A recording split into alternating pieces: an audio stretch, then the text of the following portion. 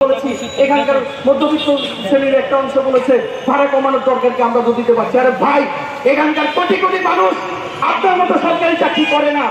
কোটি কোটি মানুষ এই কোটি কোটি টাকা ঘুষ দিয়ে সরকারি চাকরি নেয় নাই। তাহলে আমরা বলতে চাই এখানে মানুষের কর্মসংস্থান সৃষ্টি করতে হবে, সকল মানুষকে তার কর্মসংস্থানের অধিকার দিতে হবে এবং যে ভাড়া নির্ধারিত হবে, যে ধরনের নিয়ম এখানে করা হবে সেটা যাতে প্রত্যেকটি মানুষ সে অধিকারটা পায় তার ভিত্তিতে নিশ্চিত করতে হবে, না হলে এই সংস্কারের কোনো মূল্য থাকবে না। আমরা এটি কিন্তু জোর দিয়ে বলতে চাই। তাহলে উন্নয়নের যে দর্শন বিভিন্ন সময় শাসক গোষ্ঠী প্রচার করেছে, জনগণের আকাঙ্ক্ষার ভিত্তিতে যে সরকারের স্বপ্ন আমরা দেখছি এবং যে ইন্টারিম গভর্নমেন্ট বর্তমানে আছেন তারা যে আকাঙ্ক্ষার প্রতিফলনের কথা বলছেন, তারা নিশ্চয়ই আমাদের এই মানুষদের কথা, শ্রমজীবী মানুষদের কথা, কোটি কোটি বঞ্চিত মানুষদের কথা মাথায় রেখে সংস্কারের ব্যাপারটি মাথায় রাখবেন। শুধুমাত্র একটি শ্রেণীর, একটি সুবিধাভোগী শ্রেণীর উন্নয়নের যে দর্শন এখানকার শাসকরা প্রচার করে তার দ্বারা এগুলো নির্ধারিত হবে না। আমি আরেকটা কথা বলে শেষ করতে চাই। এই নগর সভ্যতার যে কথাটি আমরা বলছি, এখানে কি কি ধরনের উন্নয়ন পরিকল্পনা হবে, সেই উন্নয়ন পরিকল্পনাটি কিভাবে নির্ধারিত হবে সেটি কিন্তু খেয়াল রাখা দরকার। এই ঢাকা শহরের অন্যতম একটি সংকট যে পরিবহন সংকট, রাস্তাঘাটের সংকট। আমরা বলতে চাই একটি শহরকে কিভাবে সাজানো উচিত। এখানে আমরা দেখতে পাচ্ছি যে এই সরকারের পাশে অনেক ধরনের এনজিও প্রতিষ্ঠান আছে যারা নানা ধরনের বুদ্ধি পরামর্শ দিচ্ছেন, কিন্তু আমরা জানি যে সত্যিকার অর্থে জনগণের আকাঙ্ক্ষার যে পরামর্শ সেটি কিন্তু জনগণই দিতে পারে, জনগণের প্রতিষ্ঠানে দিতে পারে, জনগণের রাজনৈতিক যে চেতনা তার ভিত্তিতে সেগুলো নির্ধারিত হতে পারে। আমরা বলতে চাই এই জনগণের রাজনৈতিক আকাঙ্ক্ষার জায়গা থেকে কি ধরনের শহর, কি ধরনের নগর সে চায়, এই যানজট নিরসনের করণীয় কি, এখানকার বিশিষ্ট নাগরিক এবং জনগণের যে সচেতন অংশ যারা সত্যিকার অর্থে জনগণকে নিয়ে কাজ করে তাদের পরামর্শ ক্রমে এই অবকাঠামোগুলো এখানে নির্মাণ করতে হবে। নইলে আমরা দেখবো 50 বছর পর, 100 বছর পর এগুলো অকার্যকর হতে বাধ্য। তাই ইমিডিয়েট যেটুকু হয়েছে সেটুকুকে আমরা বাদ দিতে বলছি না, আমরা বলছি সেটুকুকে জনগণের উপযোগী করে যে সামর্থ্যের ভিত্তিতে এটি নির্ধারণ করলে জনগণ সহজে পরিবহনে চড়তে পারবে, জনগণ এখানে সহজে শিক্ষা নিশ্চিত করতে পারবে, স্বাস্থ্যসেবা নিশ্চিত করতে পারবে, সেই আমূল সংস্কারের কথা আমরা শ্রেণীগত জায়গা থেকে তুলে ধরছি। এবং আমার কথা শেষ করছি এই বলে যে আমরা অবিলম্বে মেট্রো রেলের হাফপাস নির্ধারণের দাবি জানাচ্ছি এবং একটি জনগণের সামর্থ্যের ভিত্তিতে তার ভাড়া নির্ধারণের দাবি করছি এবং আমরা আজকে মন্ত্রণালয় বরাবর স্মারকলিপি দেব এবং আমরা আমাদের আন্দোলন চালিয়ে যাব। এই বলে আমি আমার কথা শেষ করছি। সবাইকে ধন্যবাদ। সংগ্রামী বন্ধুগণ, আমরা আজকে 12ই সেপ্টেম্বর এই প্রেস ক্লাবে দাঁড়িয়ে যখন কথা বলছি তার ঠিক 2 মাস আগে জুলাই এবং আগস্টে একটা রক্তক্ষয়ী লড়াইয়ের মধ্য দিয়ে আমরা এখানে স্বৈরাচার শেখ হাসিনার পতন ঘটিয়েছি। আপনারা দেখেছেন যে গত 15-16 বছরে উন্নয়নের বুলি আউড়িয়ে এখানে জনগণের ঘাড়ে একের পর এক ঋণের বোঝা চাপানো হয়েছে। সেই তখন থেকেই আমরা সমাজতান্ত্রিক ছাত্রফ্রন্টের পক্ষে থেকে এগুলোর বিরোধিতা করেছি। আমরা বলেছি যে জনগণের জন্য যদি উন্নয়ন হয় তাহলে সেই জনগণের উন্নয়ন বুঝবো কি দিয়ে? বুঝবো এটা দিয়ে যে আমাদের জনগণ এখানে 3 বেলা ভাত খেতে পারছে, আমাদের জনগণ এখানে তার মৌলিক অধিকারগুলো পাচ্ছে।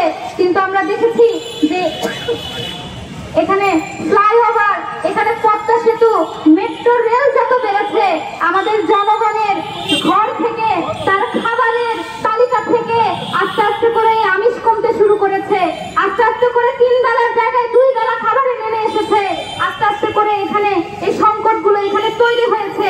ফলে জীবন মানের উন্নয়ন বুঝবো এই মেট্রো রেল, পদ্মা সেতু অথবা ফ্লাইওভার দিয়ে না। আরেকটা কথা বলতে চাই যে আমাদের এখানে যখন এই প্রকল্পগুলো নেওয়া হয় আপনারা দেখবেন যে কতটা অপরিকল্পিত এবং বাস্তবায়নের ত্রুটি থাকে, যে প্রত্যেকটা প্রকল্পের মেয়াদ এখানে বাড়ানো হয়। পদ্মা সেতু ওই দক্ষিণবঙ্গের মানুষের তো প্রয়োজন ছিল, সেই পদ্মা সেতু 10,000 কোটি থেকে যখন মেয়াদ বাড়িয়ে 30,000 কোটি টাকায় যায় তখন আমাদের বুঝতে বাকি থাকে না এই দুর্নীতির টাকা কার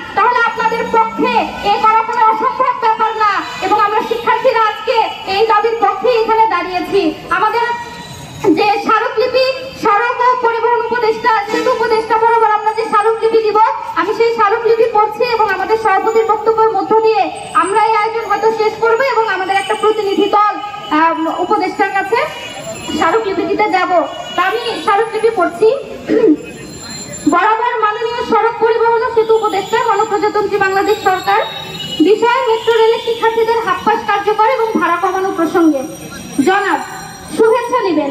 জুলাই আগস্ট 2024-এর রক্তক্ষয়ী গণঅভ্যুত্থান ও আবু সাইদ মীর মুগ্ধ, আহনাফ, আবির, জিত্তদের মতো শত শত ছাত্র জনতার শহীদী আত্মদানের মধ্য দিয়ে 5 আগস্ট 2024 ফ্যাসিস্ট শেখ হাসিনা সরকারের পতন ঘটেছে। আমরা এই সংগ্রামকে, এই শহীদী আত্মদানকে শ্রদ্ধা জানাই, এই বিজয়কে অভিনন্দন জানাই। আওয়ামী লীগ সরকারের শাসনামলে আমরা দেখেছি দেশের সর্বত্র ছড়িয়েছিল ঘুষ, দুর্নীতি, লুটপাট ও অর্থ পাচার। আমলাতন্ত্র, বিচার বিভাগ সহ রাষ্ট্রের সকল প্রতিষ্ঠানকে সরকারের আজ্ঞাবহ প্রতিষ্ঠানে পরিণত করা হয়েছিল।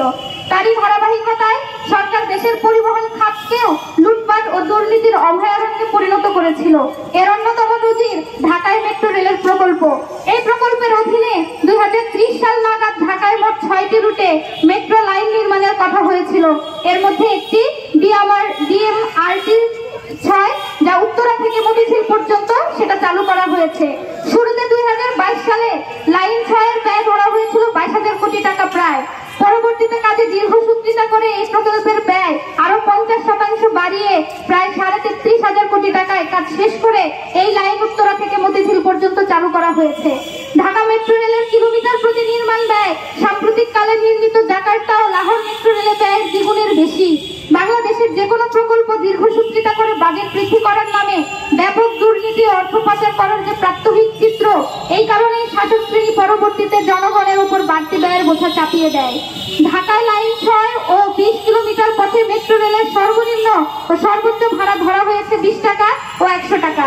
এই ভাড়া রাজধানীর বেসরকারি বাস ভাড়ার দ্বিগুণ এবং ভারত ও পাকিস্তানের মেট্রো রেলের ভাড়ার চেয়ে 2 থেকে 5 গুণ বেশি, যা দেশের একটা গুরুত্বপূর্ণ এগিয়ে থাকা জনগণের অংশ, ছাত্রছাত্রী এবং গরিব নিম্নবিত্ত মানুষের সাধ্যের বাইরে। আজকের নতুন বৈষম্যহীন দেশ গড়ার স্বপ্ন নিয়ে মেট্রো রেলের এই বাড়তি ভাড়া আদায় এবং শিক্ষার্থীদের জন্য হাফপাস না রাখা নতুন ধরনের বৈষম্য তৈরি করেছে। মেট্রো রেল লাইন 6 চালু হওয়ার পর 2024-এর শুরু থেকে ভাড়া কমানো এবং শিক্ষার্থীদের জন্য হাফপাস কার্যকর করার দাবিতে ঢাকায় দফায় দফায় বিভিন্ন স্থানে ছাত্ররা বিক্ষোভ করেছে। মন্ত্রণালয় স্মারকলিপি দিয়েছে, কিন্তু ছাত্রদের এই দাবি ও আকাঙ্ক্ষার প্রতি কোনো বিবেচনা না করেই উল্টো সরকার মেট্রো রেলের সেবা ও টিকিটের উপর 15% ভ্যাট আরোপ করে আগের ভাড়া আরো বাড়ানোর কথা ভেবেছিল। অথচ আমরা জানি বিভিন্ন দেশের রেল সহ বিভিন্ন গণপরিবহনের সরকার ভর্তুকি দিয়ে চালায়। আমরা যদি মেট্রো রেল আইন 2015-এর উদ্দেশ্য দেখি, সেখানে বলা হয়েছে কোট, জনসাধারণকে স্বল্প ব্যয়ে দ্রুত উন্নত গণপরিবহন সেবা প্রদান আনকোট। এবং এই আইনের 18-2 ধারায় মেট্রো রেলের ভাড়া নির্ধারণের ক্ষেত্রে মেট্রো রেল পরিচালনার ব্যয় এবং জনসাধারণের আর্থিক সামর্থ্যের বিষয়গুলো বিবেচনার কথা বলা হয়েছে।